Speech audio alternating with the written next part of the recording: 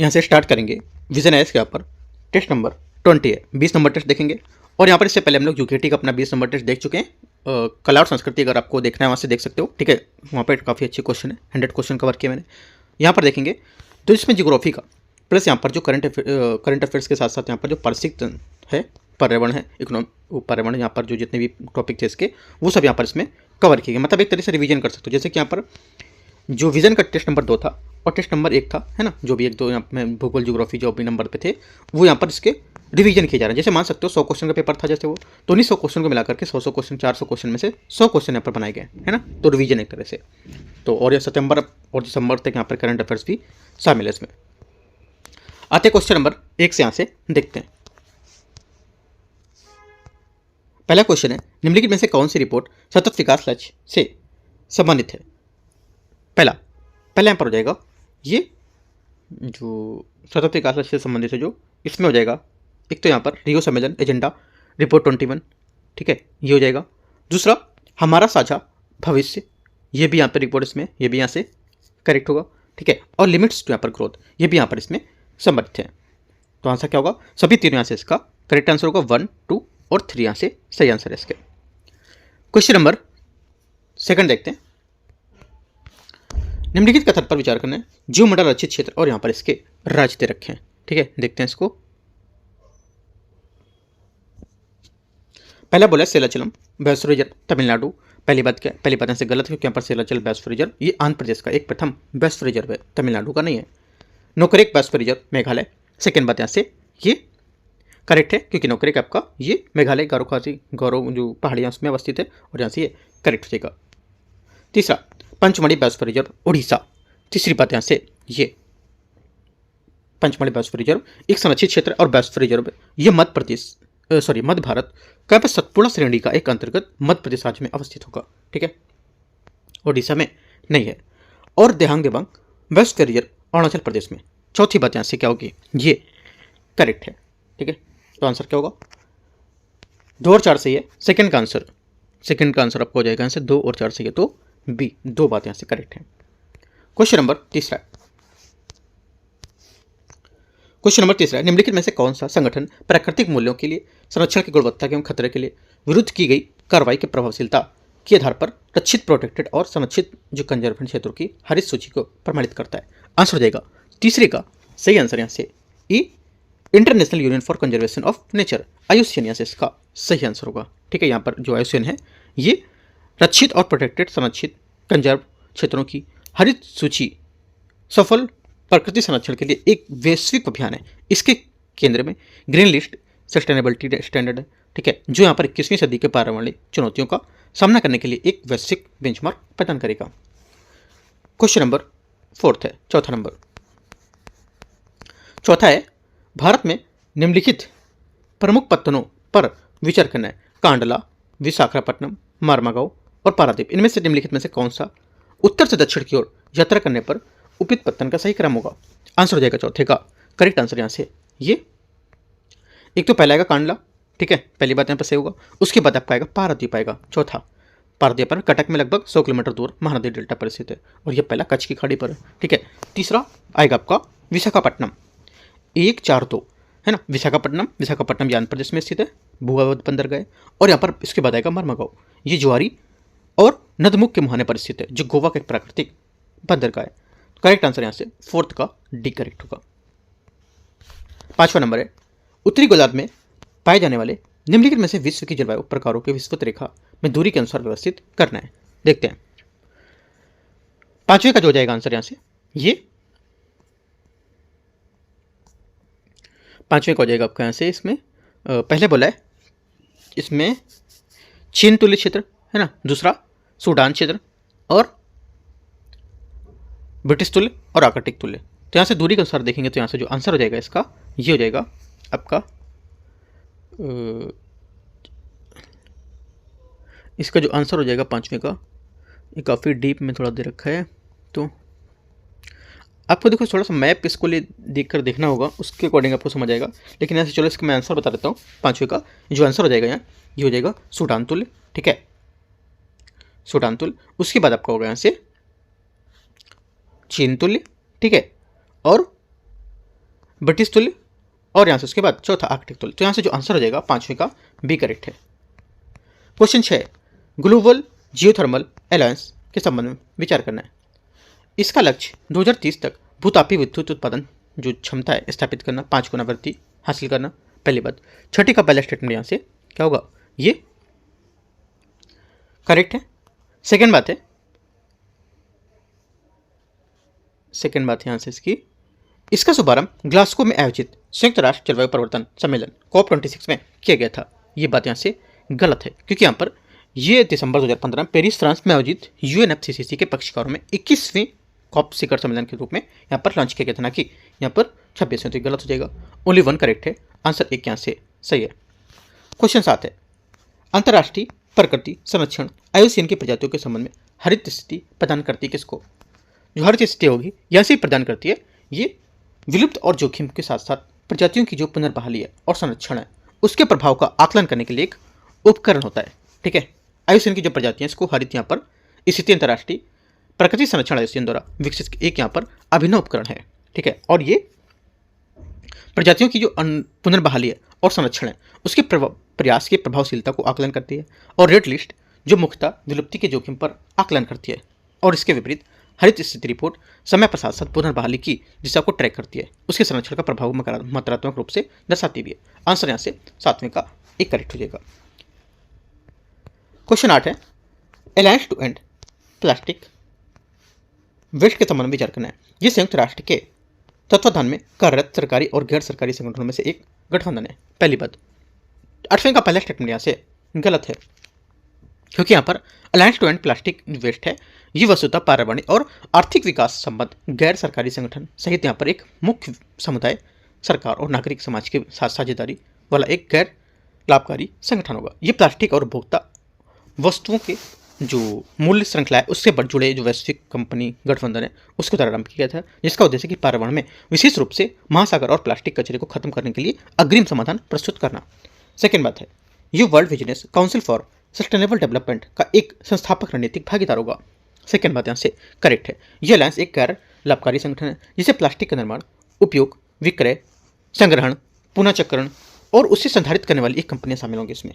ठीक है, सेकेंड बात करेक्ट है, पहली बात यहाँ से गलत होगी, सही पूछा है तो बी। क्वेश्चन नंबर 9, दो यहाँ पर एक्स और वाई यहाँ पर विचार कीजिए, इनका शुद्ध यहाँ पर कृषि क्षेत्र जनसंख्या के आकार समान है। देश एक्स जो है इसमें कृषि अत्यधिक यंत्रीकृत है और वाई में तुलना में कृषि तापी जनसंख्या अपेक्षाकृत कम है। इस संदर्भ में निम्नलिखित पर विचार करना है। देश एक्स जो है इकाई घनत्व वाई से अधिक होगा, पहली बात क्या बोला है। दूसरी बात बोला है जो सेकंड स्टेटमेंट है, देश एक्स में कृषि घनत्व वाई देश से अधिक है, तो कौन सा स्टेटमेंट इसमें सही होगा?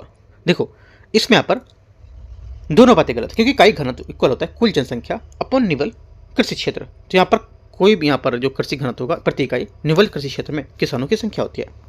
दूसरा, कृषि घनत्व जो होता है ये इक्वल होता है कुल कृषि जनसंख्या अपॉन यहाँ पर निवल कृषि क्षेत्र, जिससे यहाँ पर कृषि जनसंख्या में कृषि जो कृषक होते हैं और कृषि श्रमिक को उनके परिवारों का सदस्य शामिल होता है। ठीक है, तो ये दोनों बातें यहाँ से गलत हैं। थोड़ा सा डीप में जाके इसको समझोगे तो आपको समझ आएगा, वरना क्वेश्चन ही समझ नहीं आएगा, है ना। तो क्या करना है, थोड़ा सा जो बातें बोल रहा है इसको अपने मन में लेके कि हाँ दो यहाँ पर देश हैं ऐसे करके एक्स और वाई कोई देश मान सकते हो, है ना, इसको लेके समझोगे। तो यहाँ पर दोनों देश में इकाई घनत्व समान है क्योंकि उनकी जनसंख्या और कृषि क्षेत्र समान है, इस वजह से यहाँ पर पहला गलत हो जाएगा, ये भी मान सकते हो। दूसरा इस वजह से भी गलत हो जाएगा क्योंकि यहाँ पर जो देश एक्स है ये कृषि घनत्व देश वाई से कम है, क्योंकि यहाँ पर ये अत्यधिक यंत्रीकृत है ना। इंपॉर्टेंट बात यहाँ पर यंत्रीकृत थी, और समान निवल कृषि क्षेत्र के लिए कृषि जनसंख्या कम है, राइट। तो दोनों बातें गलत हैं। क्वेश्चन नंबर 10 देखते हैं। क्वेश्चन 10 है, निम्नलिखित में से कौन सा या कौन से कारक पृथ्वी की घूर्णन गति को प्रभावित कर सकते हैं? आंसर हो जाएगा 10वें का करेक्ट आंसर, पृथ्वी की घूर्णन गति को प्रभावित कर सकते हैं ये। एक तो पहला ज्वारभाटा, माध्य समुद्र मतल और पवन प्रतिरूप, तीनों यहाँ से इसके करेक्ट आंसर होंगे। 10वें का तीनों यहाँ से करेक्ट है, आंसर क्या हो जाएगा 10वें का डी यहाँ से 1 2 3 सही आंसर है। क्वेश्चन नंबर 11, मनुष्य प्रकृति के नियमों का अनुपालन करके उस पर विजय प्राप्त कर सकते हैं, निम्नलिखित में से किसके अंतर्गत प्रस्तावित अवधारणा आई है? करेक्ट आंसर हो जाएगा 11वें का यहाँ से ये उदाहरण है नव निश्चयवाद, इसका सही आंसर होगा 11वें का। ठीक है, मानव आदिम मानव समाज तथा जो प्रकृति होती है उसकी प्रबल शक्तियों के मध्य इस प्रकार की अन्योन्य क्रिया जो होती है इसको पर्यावरणीय निश्चयवाद कहा जाता है। यह अत्यंत जो निम्न प्रौद्योगिकी विकास है उस अवस्था में हम एक ऐसे प्राकृतिक मानव की कल्पना कर सकते हैं जो प्रकृति का ध्यान रखता है या ध्यान रखता होगा, उसकी प्रचंडता भयभीत होती होगी और यहाँ पर ये उसकी पूजा करता रहा होगा। तो यहाँ पर सामाजिक सांस्कृतिक और जो उसके साथ यहाँ पर बेहतर आधुनिक कुशलता और प्रौद्योगिकी का विकास करता है। ठीक है, तो यहाँ से इसको लेकर के जो आंसर हो जाएगा सी करेक्ट आंसर है 11वें का। ठीक है, क्वेश्चन नंबर 12 थोड़ा सा घुमा के पूछा है क्वेश्चन ये, है ना। 12 नंबर क्वेश्चन, इतना घुमा के यूपीएससी नहीं पूछेगा आपसे। क्वेश्चन नंबर 12 है एस्ट्रोसेट के संबंध में विचार करना है। देखते हैं इसको एस्ट्रोसेट के बारे में। यह भारत का रेडियो खगोल विज्ञान के लिए विशेष रूप से समर्पित पहला अभियान होगा। पहली बात यहाँ से स्टेटमेंट ये क्या है, गलत है, क्योंकि यहाँ पर एस्ट्रोसेट भारत का पहला समर्पित खगोल विज्ञान संबंधित उपग्रह जो यहाँ पर एक साथ कई स्पेक्ट्रल बैंड जैसे एक्सरे, पराबैंगनी, यूवी रेस इसका यहाँ पर अवलोकन करने में सक्षम होगा। ठीक है, तो पहली बात यहाँ से गलत हो जाएगी। ठीक है, और यहाँ पर ये भारत की अंतरिक्ष विज्ञान क्षमताएं उसके महत्वपूर्ण प्रगति का प्रतीक होता है और एस्ट्रोसेट रेडियो खगोल विज्ञान के समर्पित नहीं होगा, रेडियो समर्पित के लिए नहीं होगा। ठीक है, ये गलत हो जाएगा। ये केवल दृश्य बैंड में कार्य करता है, न कि एक्सरे या पराबैंगनी क्षेत्रों में। सेकेंड बात यहाँ से ये भी गलत है, क्योंकि यहाँ पर एस्ट्रोसेट 5 प्रमुख पेलोड तक हैं। इसमें यहाँ पर ये निकट, सुदूर और पराबैंगनी से लेकर दृश्य और एक्सरे बैंड तक यहाँ पर व्यापक स्पेक्ट्रम में काम करेगा। ठीक है, तो ये गलत हो जाएगा। इसे आकाश के किसी एक यहाँ पर क्षेत्र में निरंतर अवलोकन हेतु एक भू स्थिर कक्षा में स्थापित किया गया था। तीसरी बात यहाँ से क्या होगी, ये भी गलत है, क्योंकि यहाँ पर एस्ट्रोसेट को निम्न भू कक्षा जो होती है 650 किलोमीटर की ऊंचाई पर स्थापित किया गया था, ना कि भू स्थिर कक्षा में। ठीक है, तो ये बात गलत होगा। ओनली 1 2 3 यहाँ पर है, तो पूछा सही कौन सा है, कोई सही नहीं है, तीनों यहाँ पर गलत हैं। 12वें का तीनों यहाँ पर गलत हो जाएगा, 12वें का तीनों गलत हो जाएंगे, मतलब कोई नहीं यहाँ से इसका आंसर होगा। ठीक है, पूछा कौन सही, तो कहीं नहीं यहाँ पर सही है। ठीक है, सब गलत है। क्वेश्चन नंबर 13 है निम्नलिखित में से कौन सा आयुलिंग पिरामिड का आकार जनसंख्या वृद्धि संबंधित प्रवृत्ति का साथ सम्मिलित होता है। पिरामिड का आकार जनसंख्या वृद्धि की प्रवृत्ति। देखते हैं पहला 13 का यहाँ से पहला है घंटाकार। ठीक है, घंटाकार क्या होगा, ये यहाँ से जो जाएगा स्थिर जनसंख्या। ठीक है, पहली बात यहाँ से करेक्ट है। दूसरा त्रिभुजाकार विस्तारित होती जो जनसंख्या है उसको बताएंगे। ठीक है, त्रिभुजाकार पिरामिड जैसे इसका प्रकार पिरामिड एक प्रकार का पिरामिड विशिष्ट से अल्प विकसित में पाया जाता है। सेकेंड बात हो गई। तीसरी बात है उल्टा पिरामिड ह्रासमान जनसंख्या। तीसरी बात यहाँ से गलत होगा। ठीक है, तीसरी बात यहाँ से गलत है, क्योंकि यहाँ पर जो ह्रासमान जनसंख्या है ये जापान पिरामिड का आधार संकीर्ण और यहाँ पर शीर्ष सुंडाकार है जो यहाँ पर निम्न और जन्म मृत्यु दर को दर्शाता है। ये विकसित देशों की जनसंख्या में वृद्धि आमतौर पर शून्य या नकारात्मक होती है और ये उल्टा पिरामिड नहीं है। 1 2 करेक्ट है, ये यहाँ से आंसर होगा। 14 नंबर क्वेश्चन है ऑनलाइन गेमिंग प्राधिकरण के बारे में विचार करना है। ये प्राधिकरण ऑनलाइन गेम्स को विनियमित करता है और उसकी एक रजिस्ट्री बनाए रखता है। पहली बात यहाँ से 14 का स्टेटमेंट क्या होगा, करेक्ट है। दूसरा सोशल गेम्स और यहाँ पर ई स्पोर्ट्स दोनों को पंजीकरण कराना होगा और पंजीकरण प्रमाणन के प्राप्त करना होगा, ये भी बात यहाँ से सही है। तीसरा इन नियमों के तहत उल्लंघन मात्र दीवानी प्रकृति के होते हैं, उन्हें आपराधिक नहीं बनाया जाता है, ये बात गलत होगा। क्योंकि यहाँ पर तीसरी बात जो है ये गलत होगी, क्योंकि यहाँ पर ये सुनिश्चित करता है कि उल्लंघन विशेष रूप से धन संबंधी खेल जो जुड़े कठोर दंड लगे हुए हैं और उसमें संभावित रूप से आपराधिक जवाबदेही भी शामिल होगा। ये नियम स्पष्ट रूप से करते हैं कि उल्लंघन जैसे कि यहाँ पर अनधिकृत ऑनलाइन धन आधारित जो खेल हैं उसकी सुविधा प्रदान करना गैर जमानती आपराधिकृत होगा और कंपनी कर्मचारियों को आधिकारिक रूप से जवाबदेह ठहराया जा सकता है, इसलिए यहाँ पर तीसरी बात गलत है। 1 2 करेक्ट है, आंसर ए। 15 नंबर है मत्स्य की सब्सिडी WTO पर समझौता किससे जुड़ी सब्सिडी है। आंसर हो जाएगा 15 का बी, ये अवैध अप्रतिवेदन और अनियमित मत्स्य की से संबंधित है, बी यहाँ से सही आंसर होगा। ठीक है,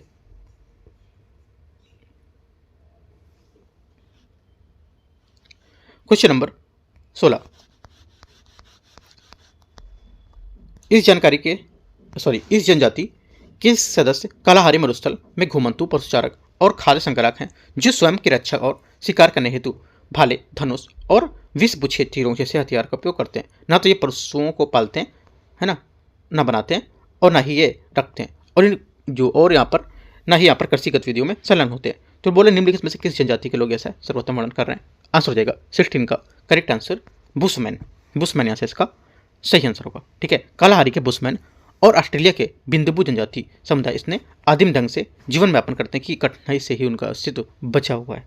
ठीक है, बुशमैन और यहाँ पर बिंदुबू दोनों यहाँ पर जनजातियाँ घुमंतु और पशुचारक और खाद्य संग्राहक हैं जो कृषि कार्य और पशुपालन नहीं करते हैं। ठीक है, बुशमैन अपने धनुष और जहरीले जो तार हैं, भाल हैं, इसके फंदों के साथ यहाँ पर कलारी मरुस्थल में घुमंतु रूप में जीवन यापन करते रहते हैं। वे न केवल कुशल और मजबूत होते हैं बल्कि और अत्यधिक सहनशील भी होते हैं और अपने शिकार को पकड़ने के लिए उन्हें बहुत धैर्य रखना होता है। ठीक है, आंसर यहाँ से ए करेक्ट होगा। क्वेश्चन 17 है, पारिस्थितिक तंत्र द्वारा यहाँ पर प्रदान की जाने वाली निम्नलिखित सेवाओं पर विचार करना है। मनोरंजन और पर्यटन, खाद्य पदार्थों का उत्पादन, कार्बन प्रच्छेदन और मानसिक विविधता को बनाए रखना। इनमें से कितने पारिस्थितिक तंत्र द्वारा प्रदान की जाने वाली सहायक सेवाओं के रूप में वर्गीकृत किया जा सकता है। आंसर हो जाएगा 17 का करेक्ट आंसर यहाँ पे। इसमें से देखो केवल एक यहाँ पर जो होगा इसका ये सही आंसर होगा इसका।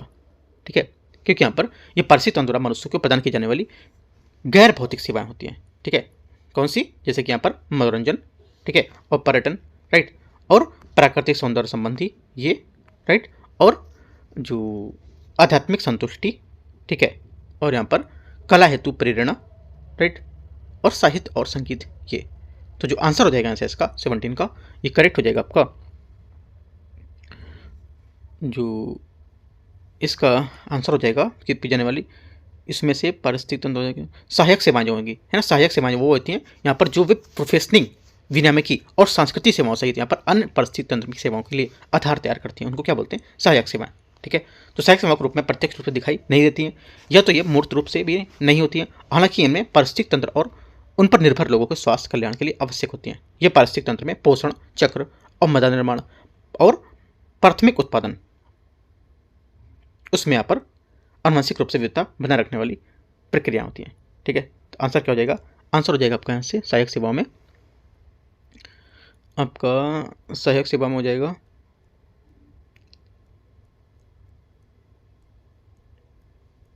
पोषण चक्र, मृदा निर्माण, प्राथमिक उत्पादन, ये हो जाना चाहिए सेकेंडरी स्टेटमेंट। ठीक है, प्राथमिक उत्पादन, खाद्य पदार्थों का उत्पादन। तो यहाँ से एक बात सिर्फ इसकी करेक्ट है, ए नंबर। ठीक है, आगे आते हैं क्वेश्चन नंबर 18। निम्नलिखित में से कौन सा कथन रियो शिखर सम्मेलन एजेंडा 21 के उद्देश्य को सर्वाधिक उपयुक्त रूप से परिभाषित करता है? आंसर हो जाएगा 10 का करेक्ट आंसर। ये 21वीं शताब्दी में पृथ्वी के संसाधन द्वारा संधारणीय विकास इसका सही आंसर होगा। पृथ्वी सम्मेलन 1992 में अंतर्राष्ट्रीय यहाँ पर सम्मेलन के पर्यावरण संबंधी जो मुद्दे थे उसको निरंतर ध्यान में केंद्रित किया गया था और इस सम्मेलन में पर्यावरण और विकास पर रियो घोषणा पत्र नामक सिद्धांत की एक घोषणा जारी की गई थी।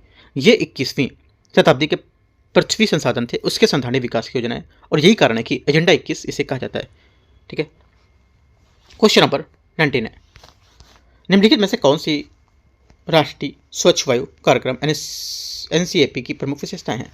आंसर हो जाएगा 19 का करेक्ट आंसर। यहाँ से ये एक बहुहितधारक कार्यक्रम है जिसमें विभिन्न मंत्रालय और सिविल सोसाइटी के मध्य समन्वय पर बल दिया जाता है। चौथी बात है, ये जागरूकता और क्षमता विकास पहलों पर बल देता है। तीनों चार दोनों बातें यहाँ से इसकी करेक्ट है। पहली बात गलत है क्योंकि यहाँ पर जो NCAP है एक मध्यावधि पंचवर्षीय कार्य योजना है जिसके अंतर्गत वर्ष 2019 को प्रथम वर्ष के रूप में निर्धारित किया गया था। इस वजह से क्या पहली बात यहाँ से गलत होगी। सेकेंड बात है, यह मिशन अखिल भारतीय मिशन के तहत यहाँ पर अखिल भारतीय मिशन जिसमें भारत के सभी शहर शामिल हैं। सेकेंड बात भी यहाँ से गलत है क्योंकि यहाँ पर इसमें 122 गैर प्राप्त वाले शहर के लिए यहाँ पर विशिष्ट कार्य योजना तैयार की जा रही है। ठीक है, इसलिए यहाँ पर ही गलत हो जाएगा। ओनली 2, 3, 4 करेक्ट है। यहाँ से आंसर क्या होगा? सी यहाँ से सही आंसर है। क्वेश्चन 20 है, ग्लोबल मीथेन ट्रैकर रिपोर्ट के बारे में विचार करना है। ये किसके द्वारा प्रकाशित की गई थी? ये क्वेश्चन मैंने कराया हुआ था PT 365 जो कराया मैगजीन। देखो मैंने अभी PT 365 की जो मैगजीन आई है इंग्लिश वाली आ चुकी है अभी, इन्वायरमेंट की। हिंदी वाली भी कल आनी थी लेकिन अभी मेरे को नहीं मिली है, मिलेगी तो भी मैं आपको करूँगा। तो वहाँ से जो मैंने इंग्लिश वाली मैगजीन जितने भी क्वेश्चन बन सकते थे, ठीक है, मैगजीन तो दोनों सेम होती हैं इंग्लिश हिंदी, बस यहाँ पर ट्रांसलेट होता है। ठीक है, तो इंग्लिश वाली को ट्रांसलेट करके मैंने हिंदी में MCQ सब पूरे कराए थे। करीब 5-6 पार्ट में मैंने पूरी मैगजीन खत्म करा दी MCQ से, आप देख सकते हो। उसमें क्वेश्चन यहाँ पर ही था और इसको 2-3 मतलब काफ़ी ज़्यादा बातों में मैंने समझाया इस क्वेश्चन को। जाके भी देख सकते हो उसको, काफ़ी इंपॉर्टेंट है। तो जो आंसर हो जाएगा 20 का यहाँ से करेक्ट आंसर यहाँ ए, अंतर्राष्ट्रीय ऊर्जा एजेंसी IEA करेक्ट आंसर है इसका। क्वेश्चन नंबर 21 है, जनगणना 2011 में प्रवासन की गणना के निम्नलिखित आधारों पर किया जा सकता था, उपयोग किया गया था किसका? आंसर हो जाएगा 21 का करेक्ट आंसर जो यहाँ पर किन आधारों पर किया गया था, जो प्रवासन की गणना उसको लेकर के 2011 की करेक्ट आंसर है। एक तो यहाँ पर जन्म स्थान और निवास स्थान, रेल यातायात के आंकड़े यहाँ पर इसमें नहीं शामिल होंगे, ये बात गलत है, ठीक है। तो आंसर क्या होगा? बी, 2 और 3 करेक्ट हो जाएगा। क्वेश्चन नंबर 22 है, 22 है, नियामक टी कोशिकाओं जो ट्रेक्स और यहाँ पर फॉक्स P3 जीन संदर्भ में विचार करना है, कौन सा सही होगा? फॉक्स P3 नियामक टी कोशिकाओं के विकास को नियंत्रित करता है। पहली बात 22वीं का पहला स्टेटमेंट यहाँ से क्या होगा? ये जो पहली बात 22वीं की ये करेक्ट हो जाएगी, सही है। दूसरा, फॉक्स P3 में उत्परिवर्तन आईपेक्स नामक स्वप्रतिरक्षी स्थिति कारण बन सकती है, सेकंड बात भी करेक्ट है, ठीक है। जो फॉक्स P3 जीन है, ये जीन और ट्रांसक्रिप्शन फैक्टर जो कुटित करता है कि जो ट्रेक्स या विकास उसकी जो कार्यात्मक रखरखाव उसके लिए अनिवार्य होना, ठीक है। फॉक्स 3 में जो P3 में उत्परिवर्तन से नियामक टी कोशिकाओं की कमी हो जाती है, जिससे यहाँ पर परिणामस्वरूप आईपेक्स सिंड्रोम जैसी गंभीर प्रतिरक्षी स्थिति उत्पन्न हो सकती है, ठीक है। पहली बात सही है, दूसरा भी करेक्ट है, क्योंकि यहाँ पर फॉक्स P3 जीन में उत्परिवर्तन से IPEX syndrome, immune dysregulation, poly endocrinopathy और एंटेरोपैथी और एक्स लिक्विड सिंड्रोम ये उत्पन्न होता है, और जो एक यहाँ पर दुर्लभ और गंभीर प्रतिरक्षी विकार है। दोनों बातें करेक्ट है। तीसरा, नियामक टी कोशिकाओं में स्व अनुक्रियाशील टी कोशिकाओं को दबाकर प्रतिरक्षा विकास को रोकने में मदद करती है। तीसरी बात यहाँ से करेक्ट है, ठीक है। तीनों बातें यहाँ से सही है। आंसर क्या होगा? 22 का करेक्ट आंसर, सभी तीनों करेक्ट है 22 का, ठीक है। 23 नंबर है, 23 देखते हैं, भारत में जनगणना के संबंध में निम्नलिखित कथन पर विचार करना है। पहली बात, पहली पूर्ण जनगणना 20वीं शताब्दी के प्रथम दशक में आयोजित की गई थी। पहली बात यहाँ से ये गलत है, क्योंकि यहाँ पर भारत की प्रथम जनगणना 1872 में हुई थी, परंतु यहाँ पर समकालिक 10 की जनगणना वर्ष 1881 में आयोजित की गई थी। तब से प्रत्येक 10 वर्ष में पश्चात विनित रूप से जनगणना आयोजित की जा रही है। पहली बात गलत है। भारत की जनसंख्या विगत शताब्दी में नियमित और निरंतर रूप से बढ़ी हुई है। सेकेंड बात यहाँ से गलत है, क्योंकि यहाँ पर वर्ष 1921 में जनगणना की थी उसमें 0.31% की नकारात्मक वृद्धि दर्ज की गई थी, और भारत को जनगणना इतिहास में केवल एक बार यहाँ पर घटित हुई है। इस गिरावट के कारण 1921 में भारत को जनसंख्या इतिहास में जनसंख्या की विभाजन भी कहा जाता था। दोनों बातें यहाँ से गलत है, आंसर डी करेक्ट है। सही पूछा तो कोई सही नहीं है। 24 है, निम्नलिखित कथनों में से बताना है आपको कि कौन सा पारिस्थितिकी प्रक्रियाओं के उपचय या अपचय भूमिकाओं का सर्वोत्तम वर्णन करता है। आंसर हो जाएगा 24 का करेक्ट आंसर, उपचय सरल रूपों में जटिल कार्बनिक यौगिकों में संश्लेषण होता है, जबकि जो अपचय होता है ये जटिल कार्बनिक यौगिकों की सरल रूपों में विखंडन होता है। ये इसका एक डिफरेंस होता है, ठीक है। आंसर हो जाएगा ए, 24 का करेक्ट आंसर है। क्वेश्चन नंबर 25 है, साइबर अपराध के विरुद्ध संयुक्त राष्ट्र कन्वेंशन के संबंध में विचार करना है। संयुक्त राष्ट्र मादक पदार्थ और अपराध कार्यालय UNODC ने हाल ही में आयोजित हुई वार्ताओं के दौरान सचिवालय के रूप में काम किया है। पहली बात 25 का पहला स्टेटमेंट यहाँ से क्या होगा? ये करेक्ट है। सेकेंड बात है, इसका उद्देश्य पीड़ितों के मुआवजा प्रदान करना और इस सम्मेलन के तहत बनाए गए जो मानक हैं उसके अनुसार अवैध सामग्री को हटाना, जो भी यहाँ पर सदस्य के राज्यों में लागू होते हैं। सेकेंड बात यहाँ क्या होगी? सेकेंड बात यहाँ से गलत है, क्योंकि यहाँ पर पीड़ित सहायता के लेकर अभिसमय राष्ट्रों को पीड़ित के लिए पुनर्सेवाएं, मुआवजे, प्रतिपूर्ति और अवैध सामग्री को हटाने की सुविधा प्रदान करने के लिए प्रोत्साहन करना, यह सहायता प्रत्येक देश के घरेलू कानूनों के अनुसार की जाएगी। तो ये बात गलत होगा। तीसरा, हाल ही में भारत ने इस अभिसमय के हस्ताक्षर किए हुए हैं। तीसरी बात क्या होगी? तीसरी बात स्टेटमेंट यहाँ से 25 को जो होगा ये गलत है, क्योंकि भारत ने अभी तक इस संधि पर हस्ताक्षर नहीं किया है। आंसर क्या हो जाएगा? सही पूछा तो केवल एक यहाँ से करेक्ट है, तो 25 का आंसर बी सही है। 26 नंबर है, कुनिमिंग मॉन्ट्रियल जो ग्लोबल बायोडाइवर्सिटी फ्रेमवर्क उसके बारे में विचार करना है। फ्रेमवर्क में 2030 तक जैव विविधता को ह्रास को समाप्त करने और प्राकृतिक परितंत्र को पुनर्बहाल करने के लिए 23 लक्ष्य निर्धारित किए गए हैं। पहली बात 26 का पहला स्टेटमेंट यहाँ से करेक्ट है। सेकंड, GBF का लक्ष्य 2030 तक पृथ्वी के कम से कम 30% भाग को संरक्षित करना और पारतंत्र के निम्नीकरण को उत्पन्न करना है, यह उत्क्रमित करना है। सेकेंड बात क्या होगी? सेकेंड बात यहाँ से ये भी करेक्ट है। तीसरा, फ्रेमवर्क में यह क्रियान्वयन जो कि इसका क्रियान्वयन है उसमें सहायता प्रदान करने हेतु वैश्विक पर्यावरण सुविधा जो ग्लोबल जो इन्वायरमेंट फैसिलिटी होती है GEO, उसके विशेष ट्रस्ट फंड स्थापित करने का अनुरोध किया गया है। तीसरी बात भी यहाँ से करेक्ट है। ठीक है, स्पेशल फंड है ना, तीनों बातें यहाँ से सही हो जाएगी। आंसर सी करेक्ट है। क्वेश्चन नंबर 27 है, हाल ही में सुर्खियों में रहा एकॉस्टिक व्हीकल अलर्टिंग सिस्टम किसके पद को संदर्भित करता है? आंसर हो जाएगा 27 का करेक्ट आंसर। ये संदर्भित करता है कम गति से चल रहे इलेक्ट्रिक वाहनों के पैदल चलने वाले सड़क उपयोगकर्ताओं को सतर्क करने के लिए कृत्रिम ध्वनि उत्पन्न करने के लिए डिजाइन की गई एक प्रणाली थी। बी यहाँ से 27 का सही आंसर है। 28 है, संपीड़ित प्राकृतिक गैस CNG के बारे में विचार करना है। यह हाइड्रोकार्बनों का एक मिश्रण है जिसे लगभग 80 से 90% गैसीय अवस्था वाली मीथेन शामिल होती है। पहली बात 28 का पहला स्टेटमेंट यहाँ से करेक्ट है, सही है। सेकेंड बात है, ये सीसा रहित वायु से हल्की होती है, एकदम करेक्ट बात है, क्योंकि ये एक सुरक्षित ईंधन है और वायु से हल्की होती है, राइट। और यहाँ पर CNG वाहन जो होता है ये पेट्रोल या डीजल वाहनों की तुलना में 40% कम नाइट्रस ऑक्साइड, 80% कम कार्बन मोनोऑक्साइड और 25% कम कार्बन डाइऑक्साइड उत्सर्जन करते हैं। ये डेटा पूछ सकता है पेपर में कि यहाँ पर ये ऐसी गैस है जो 40% या बोल देगा 42%, 40 से अधिक परसेंट तक की नाइट्रस ऑक्साइड, ठीक है, करीब 70% से 50% से कम तक कार्बन मोनोऑक्साइड है ना, और 50% तक कार्बन डाइऑक्साइड उत्सर्जन करती है। तो ये बात गलत हो जाएगी। डेटा आपको याद रखना, एकदम सही डेटा क्या है, मैं सही डेटा बता देता हूँ। 40% तक कम नाइट्रस ऑक्साइड करना, 80% तक कम कार्बन मोनोऑक्साइड करना और 25% तक कार्बन डाइऑक्साइड उत्सर्जन करना। ये लिख सकते हो डेटा, इंपॉर्टेंट है, ये सही भी है। 28 का आंसर सी।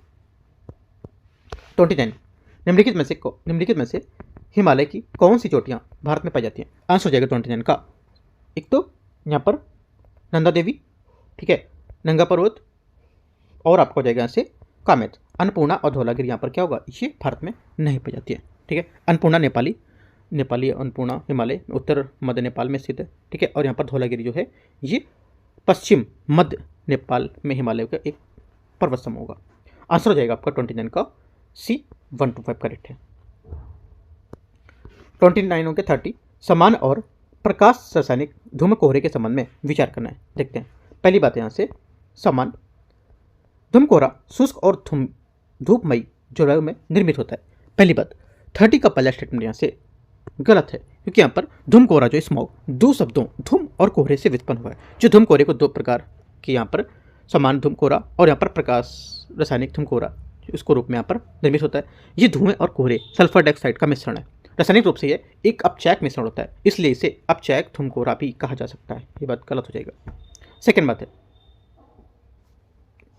प्रकाश रासायनिक धूम कोहरा शीत और आर्द्र जलवायु में निर्मित होता है। सेकेंड बात यहाँ से गलत, क्योंकि यहाँ पर प्रकाश रासायनिक जो कोहरा है धूम कोहरा ये उष्ण और शुष्क और साफ धूपमयी जलवायु में निर्मित होता है। तीसरी बात है, जहाँ समान धूम कोहरा को औपचारिक धूम कोहरा कहा जाता है, वहीं प्रकाश रासायनिक धूम कोहरा को प्रकृति अक्षीकारक होती है। ये बात सही है, तो सिर्फ तीसरा स्टेटमेंट करेक्ट है। आंसर यहाँ से सी। 31 है, निम्नलिखित में से एल्बिडो के घटते क्रम में इसको व्यवस्थित करना है।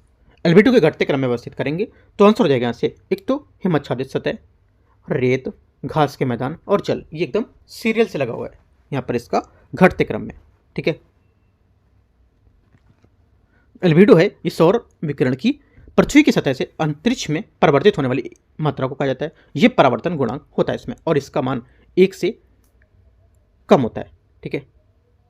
जब यहाँ पर सौर विकिरण वायुमंडल से होकर संचरित होता है तो इसकी एक निश्चित मात्रा परिकिरणित, परावर्तित और अवशोषित होती है। विकिरण को परावर्तित योग जो होता है ये पृथ्वी की एल्बिडो कहलाता है। तो आंसर हो जाएगा यहाँ से हिमाचल से सतह, इसका करीब यहाँ पर परावर्तित विकिरण कितना होगा, 70 से 90। रेत का हो जाएगा 20 से 30, घटते क्रम में पूछा है, ठीक है। घास के मैदान इसका हो जाएगा 14 से 30 के बीच, और आपका जो जल पूछा है जल आपका हो जाएगा यहाँ से 3 से 5। तो सब घटते क्रम में आपका यहाँ से ये सही है। 32 है, क्लाइमेट जलवायु फीडबैक तंत्र के बारे में विचार करना है। नकारात्मक फीडबैक तापमान प्रभाव उत्पन्न होता है जबकि यहाँ पर सकारात्मक फीडबैक शीतलन प्रभाव उत्पन्न होता है। पहली बात 32 का पहला स्टेटमेंट यहाँ से गलत है, ठीक है। पहली बात यहाँ से गलत है क्योंकि यहाँ पर जो सकारात्मक प्रतिक्रिया जो होती है प्रारंभिक तापमान में वृद्धि करने वाली प्रक्रिया को सकारात्मक प्रक्रिया कहा जाता है। प्रारंभिक तापमान को कम करने वाली प्रक्रिया को नकारात्मक प्रक्रिया कहा जाता है, जिस वजह से पहली बात यहाँ पे ये गलत हो जाएगी। सेकंड, हिम एल्बिडो फीडबैक प्रबल नकारात्मक फीडबैक प्रक्रिया है। सेकंड बात यहाँ से ये भी गलत है क्योंकि यहाँ पर सकारात्मक प्रक्रिया प्रणाली में अनुदाहरण जैसे कि जलवाष्प उत्सर्जन, वायुमंडल में कार्बन उत्सर्जन आदि सम्मिलित होगा, न कि यहाँ पर फिर जो एल्बिडो फीडबैक के लिए प्रबल नकारात्मक। तो यहाँ पर ये बात गलत होगी। दोनों बातें यहाँ से गलत है। 32 का आंसर डी। 33 है अम्लीय लावा के संबंध में विचार करना है। देखते हैं इसको कौन सा सही है। अम्लीय लावा के बारे में कौन सा सही है? करेक्ट आंसर हो जाएगा, देखो अम्लीय लावा, ये लावा उच्च गलनांक के साथ अत्यधिक चिपचिपा गाढ़ा होता है और ये अत्यधिक यहाँ पर हल्के रंग का होता है तथा यहाँ पर इसका जो घनत्व होता है कम होता है। इसमें सिलिका का उच्च प्रतिशत पाया जाता है। गाढ़ा होने के कारण यह मंद गति से बहता है और यहाँ पर शीघ्र ही जम जाता है। इसके परिणामस्वरूप निर्मित ज्वालामुखी तीव्र ढाल वाले होते हैं। इसके यहाँ पर जो निकास नलिका होती है वेंट, इसमें लावा शीघ्रता से ठंडा होता है और जम जाता है, जिससे यहाँ पर लावा का निकास बाधित होता है, ठीक है। तो यहाँ से आंसर जो हो जाएगा 33 का सी करेक्ट हो जाएगा। 34 है भारतीय जलवायु प्रदेशों के वर्गीकरण है, उसकी कोपेन योजना के संबंध में विचार करना है। उन्होंने भारत को 10 प्रमुख जलवायु प्रदेशों में वर्गीकृत किया है। पहली बात 34 का यहाँ से गलत है ना। पहली बात यहाँ से क्या हो जाएगी? गलत हो जाएगी क्योंकि यहाँ पर जो कोपेन को यहाँ पर 8 प्रमुख जलवायु प्रदेशों में वर्गीकृत किया गया। ये मैंने क्वेश्चन करा चुका हूँ पहले, ठीक है, तो गलत हो जाएगा। सेकंड, उन्होंने तमिलनाडु के कोरोमंडल तट पर शुष्क और ग्रीष्म के साथ मानसून नामक जलवायु प्रदेश में वर्गीकृत किया है। सेकंड बात यहाँ से करेक्ट हो जाएगा। इसका ओनली 2 करेक्ट है, तो बी यहाँ से सही आंसर है। पूछा क्या सही कौन सा नहीं है, तो ये गलत 1 हो जाएगा, है ना। क्वेश्चन नंबर 35 है, निम्नलिखित पर विचार कर रहे 3 माइल आइलैंड, चेरनोबिल और फुकुशिमा और डीप वाटर होराइजन मैक्सिको की खाड़ी, इनमें से कितने स्थान है जो यहाँ पर स्थान में परमाणु दुर्घटनाओं से संबंधित है? आंसर हो जाएगा 35 का करेक्ट आंसर यहाँ से। इसमें से केवल 3 है। कौन से हैं आपको तीनों बताने कौन से है ना। देखो एक तो यहाँ से जो 3 है, इसमें से एक तो आपको हो जाएगा 3 माइल आइलैंड जो है, इसमें से आपका ये परमाणु आपदा संयुक्त राष्ट्र के लिए यहाँ पर पेंसिल्वेनिया में हुई थी। पहली बात यहाँ से करेक्ट हो जाएगा। चेरनोबिल में परमाणु आपदा कीव ओबाल्ट यूक्रेनी सोवियत समाजवादी गणराज्य था, उसमें यहाँ पर संग में हुई थी, ठीक है, परमाणु आपदा थी, ये भी बात यहाँ से सही है। और फुकुशिमा ये परमाणु आपदा जापान में हुई थी, ये भी बात यहाँ से करेक्ट है। ये परमाणु आपदा सुनामी के नाम से उत्पन्न हुई थी। और डीप वाटर होराइजन जो है मैक्सिको में, ये यहाँ से गलत हो क्योंकि पर इसे मैक्सिको खाड़ी में तेल रिसाव यहाँ पर कहा जाता था, ना कि यहाँ पर परमाणु। तो 1 2 3 करेक्ट है, 3 आंसर है। क्वेश्चन 36 है, मध्य एशियाई स्तनधारी पहल के संबंध में विचार करना है। देखते हैं इसको। इसकी शुरुआत 2014 में मध्य एशिया की सभी स्तनधारी प्रजातियों के संरक्षण के प्रयासों का समन्वय करने के लिए किया गया था। पहली बात 36 का पहला स्टेटमेंट यहाँ से क्या होगा? ये पहला स्टेटमेंट यहाँ से इसका गलत है, ठीक है, पहली बात यहाँ से गलत है। दूसरा, क्योंकि यहाँ पर जो CAMI है ये प्रवासी प्रजातियों के संरक्षण संबंधी जो विषय में है इसके प्रत्यक्ष रूप से कार्य करता है और ये पहल मध्य एशिया के 17 प्रमुख प्रवासी जो स्तनधारी हैं उसको लेकर के यहाँ पर प्रयासों को एक रणनीतिक ढांचे के रूप में काम करेगा, ठीक है। सेकेंड बात है, और यहाँ पर ये जो इसकी जो पहल है इसकी शुरुआत 2014 में की गई थी। वन्यजीव जो मध्य स्तनधारी वन्यजीव पहल है CAMI उसके द्वारा, ठीक है, पहली बात गलत हो जाएगी। सेकेंड बात है, ये वन प्राणियों की प्रवासी प्रजातियों के संरक्षण पर कन्वेंशन CMS के तहत काम करता है। सेकेंड बात यहाँ से सही है, ठीक है। यहाँ पर जो सी है ये CMS प्रत्यक्ष रूप में काम करेगा और ये मध्य एशिया के 17 प्रमुख प्रवासी स्तनधारियों के प्रजातियों के संरक्षण में रणनीतिक रूप से ढांचे पर काम करता है। ओनली 2 करेक्ट है, आंसर बी। 37 है, संक्रमिका जिसको बोलते हैं इकोटोन के संबंध में विचार करना है। देखते हैं इसको। संक्रमिका 2 अलग अलग परिस्थिति तंत्रों में बीच एक संक्रमण क्षेत्र होता है। पहली बात 37 का पहला स्टेटमेंट यहाँ से क्या होगा? ये पहली बात यहाँ से इसकी करेक्ट होगी। सेकंड, इसमें पर्याप्त वे प्रजातियाँ पाई जाती हैं जो अतिव्याप्त समुदाय नहीं पाई जाती हैं। सेकेंड बात यहाँ से ये भी करेक्ट है, क्योंकि यहाँ पर इसमें कुछ प्रजातियाँ पाई जाती है जिनमें यहाँ पर प्राय ऐसी प्रजातियाँ पाई जो यहाँ पर अतिव्यय समुदाय नहीं होता जिनमें। दोनों बातें सही है। संक्रमिका के भीतर जैव विविधता में वृद्धि की प्रकृति को अनुकूल के रूप में संदर्भित किया जाता है। तीसरी बात यहाँ से गलत है, क्योंकि यहाँ पर संक्रमिका में समानता आसपास के दोनों समुदाय की तुलना में अधिक प्रजाति विविधता और अधिक जनसंख्या घनत्व पाया जाता है। संक्रमिका में जैव विविधता की इस दृष्टि की प्रवृत्ति को एज इफेक्ट कहा जाता है। ओनली 1 2 करेक्ट है। ठीक है, आंसर क्या होगा? बी यहाँ से सही आंसर है। क्वेश्चन 38 है, मानव भूगोल के संबंध में सेरम और मुरली ये क्या है? करेक्ट आंसर हो जाएगा 38 का, ये यहाँ पर जनजातियों द्वारा निर्मित एक आश्रय स्थल है। इनके क्या है? एक आश्रय स्थल है, जैसे यहाँ पर इनके नीचे जो कांटेदार पेड़ के नीचे खोदकर इनकी झोपड़ी बनाई देती थी, इनका आश्रय होता था एक तरह से। ठीक है, डी यहाँ से सही आंसर है। 39 है, उष्णकटिबंधीय चक्रवातों के संबंध में विचार करना है। अरब सागर में एल नीनो मोडोकी द्वारा निर्मित उच्च अपसरण के कारण अधिकांश तूफान टिक नहीं पाते थे। पहली बात 39 के यहाँ से ये गलत हो जाएगी। पहली बात सही नहीं है, क्योंकि यहाँ पर एल नीनो जो है मोडोकी के कारण यहाँ पर ऐसी स्थितियाँ उत्पन्न होती हैं जो बंगाल की खाड़ी में चक्रवात की उपस्थिति या उत्पत्ति से अनुकूल नहीं होती हैं। वहीं दूसरी ओर ये अरब सागर पर उच्च अभिसरण का कारण बनती हैं, जिससे इस क्षेत्र में चक्रवातों की संख्या में अधिकता देखी जाती है। ये बात गलत हो जाएगा। सेकेंड, जब विषुववृत्त दोनों ओर उष्णकटिबंधीय चक्रवातों की ओर एक युग्म बनाते हैं तो उसे संकर चक्रवात कहा जाता है। सेकेंड बात यहाँ से क्या होगा? सेकेंड बात यहाँ से इसकी ये गलत है, क्योंकि यहाँ पर जब विषुवत रेखा पर दोनों ओर उष्णकटिबंधीय चक्रवात एक दूसरे के युग बनाते हैं तो उन्हें जुड़वां चक्रवात कहा जाता है। ठीक है, तो ये बात गलत हो जाएगा। तीसरा, मेडन जूलियन दोलन लगभग सभी महासागरीय बेसिन में उष्णकटिबंधीय चक्रवातों की संख्या और तीव्रता को प्रभावित कर सकती है। तीसरी बात यहाँ से ये करेक्ट है। ओनली 3 करेक्ट है। आंसर यहाँ से क्या होगा? केवल 3, तो डी यहाँ से सही है। क्वेश्चन नंबर 40, निम्नलिखित पर विचार करना है। रामसर स्थल और राज्य वाधवाना आर्द्रभूमि। वाधवाना जो आर्द्रभूमि है ये आपका आंसर हो जाएगी ये गुजरात। पहली बात यहाँ से करेक्ट है, सही है। दूसरा है गुजरात के थोल और वाधवाना तथा हरियाणा के सुल्तानपुर के विद्वांस में रामसर स्थलों की सूची शामिल किया गया था इसको, तो पहली बात सही है। और भिंडावास जनजाति वन्यजीव अभयारण्य जो है ये उत्तर प्रदेश बोला है। ठीक है, ये गलत हो जाएगा। क्यों? क्योंकि यहाँ पर जो सेकंड बात है ये आपकी भिंडावास वन्यजीव अभयारण्य हरियाणा का सबसे बड़ा आर्द्रभूमि स्थल है। ये एक मानव निर्मित ताजी जल की आर्द्रभूमि है। हैदरपुर आर्द्रभूमि आंध्र प्रदेश बोला है। तीसरी बात यहाँ से क्या होगी? तीसरी बात यहाँ से गलत है, क्योंकि हैदरपुर आर्द्रभूमि उत्तर प्रदेश के बिजनौर में, गलत होगा। थोल वन्यजीव अभयारण्य पंजाब बोला है। चौथी बात यहाँ से ये भी गलत है, क्योंकि यहाँ पर गुजरात का है ना कि इसमें। आंसर ओनली 1 करेक्ट है, ए यहाँ से 40 का करेक्ट आंसर है।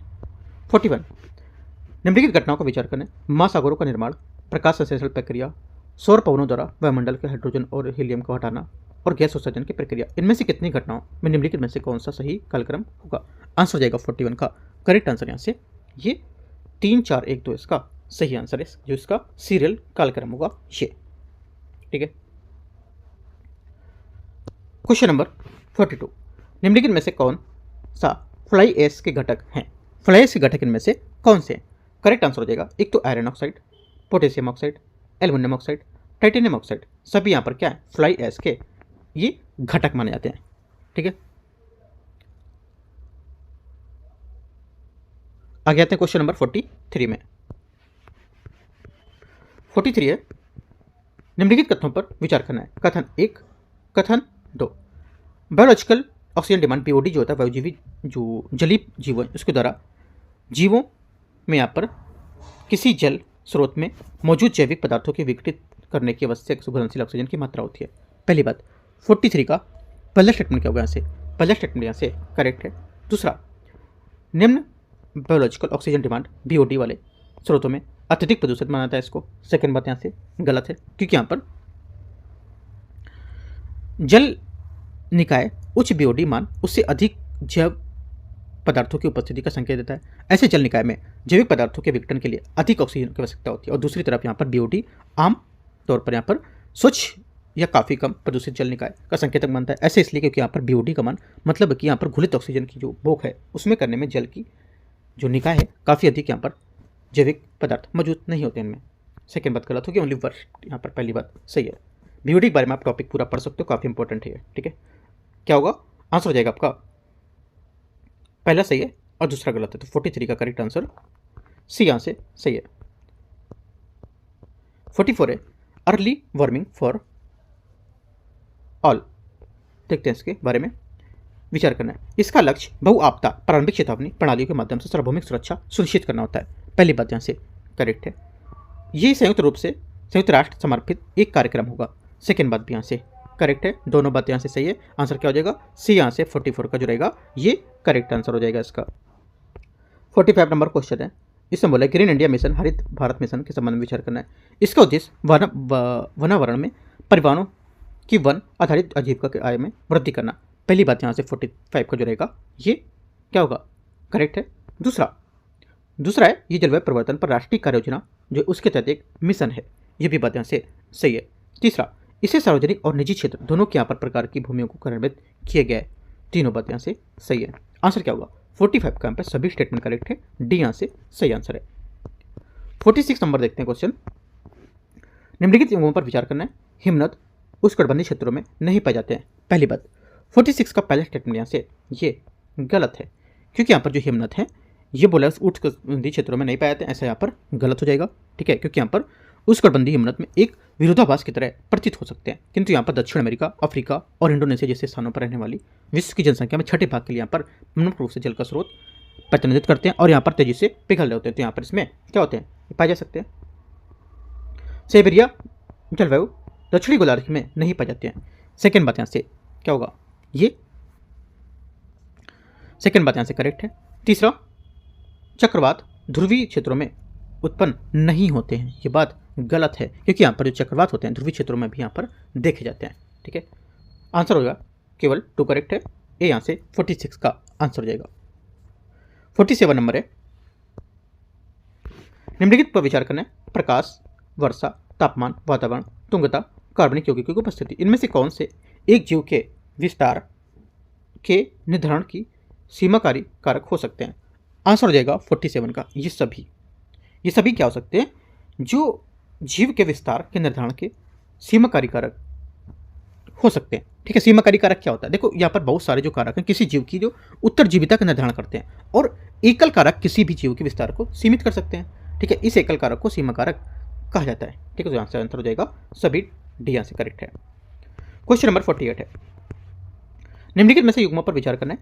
बांध परियोजनाएं नदियां, इंदिरा सागर बांध व्यास नदी पर। 48 का पहला क्या होगा 48 का पहला स्टेटमेंट यहाँ से ये गलत है, क्योंकि यहाँ पर ये व्यास नहीं होगा, ये यहाँ पर हो जाएगा नर्मदा नदी पर है। सेकंड है कृष्णा या कृष्णराज सागर कृष्णा नदी पर। सेकंड बात भी गलत है, क्योंकि यहाँ पर कृष्णराज बांध कावेरी नदी पर है, कृष्णा पर नहीं है। तीसरा है मेट्टूर कावेरी नदी पर, यह बात यहाँ से सही है, केवल 3 सही है, सी। 49 नंबर है, निम्नलिखित पर विचार करना है। कथन 1, कथन 2, राष्ट्रगान के साथ साथ राष्ट्रीय गीत को भी समान परिस्थिति प्रदान की गई है। पहली बात 49 का पहला स्टेटमेंट यहाँ से करेक्ट है, सही है। सेकंड बात है संविधान सभा दोनों को अपनाते समय समान परिस्थिति घोषित की थी। सेकंड बात क्या होगी, सेकंड बात भी करेक्ट है, दोनों बातें यहाँ से करेक्ट है। आंसर क्या होगा 49 का ए यहाँ से स्टेटमेंट सही है और इसकी व्याख्या भी करता है। क्वेश्चन 50 है 50, उपोषण उच्च वायुदाब पेटी के संबंध में कौन सा यहाँ पर गलत है। उच्च वायुदाब इस क्षेत्र में को यहाँ पर अस्वच्छांश कहा जाता है। पहली बात 50 का पहला स्टेटमेंट यहाँ से करेक्ट है। दूसरा सतही पवनें क्षेत्र में बाहर की ओर अपसरित होती हैं, ये भी बात यहाँ से करेक्ट हो जाएगी। ठीक है, तीसरा दोनों गोलार्धों में अधिकांश मरुस्थल इस पेटी के साथ पाए जाते हैं, ये भी बात यहाँ से करेक्ट है। और चौथी बात है ये एक ताप प्रेरित वायुदाब पेटी है, ये बात गलत है। ठीक है, ताप प्रेरित वायुदाब पेटी नहीं होगी, यहाँ से गलत हो जाएगी।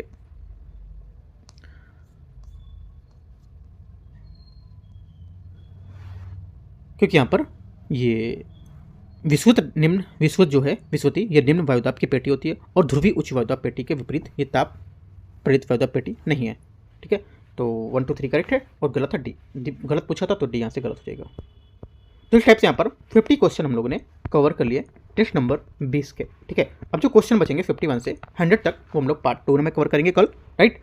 और यहाँ से एंड करते हैं। और अभी जो आएगा PT65 में आपको अपडेट दे दूंगा, टेलीग्राम पे आप जुड़ जाओ, वहाँ पे अपडेट दे दूंगा जब भी मैं कराऊंगा, क्योंकि मैगजीन अभी मुझे नहीं मिली है। मिलते ही मैं आपको टेलीग्राम पे शेयर करूंगा और यहाँ पर उसकी एक एक चीज़ समझाऊंगा। बाकी मैं जो टेलीग्राम पे करा भी चुका हूँ, यूट्यूब पे करा भी चुका हूँ, यहाँ पर लिंक पे दे चुका हूँ टेलीग्राम पे।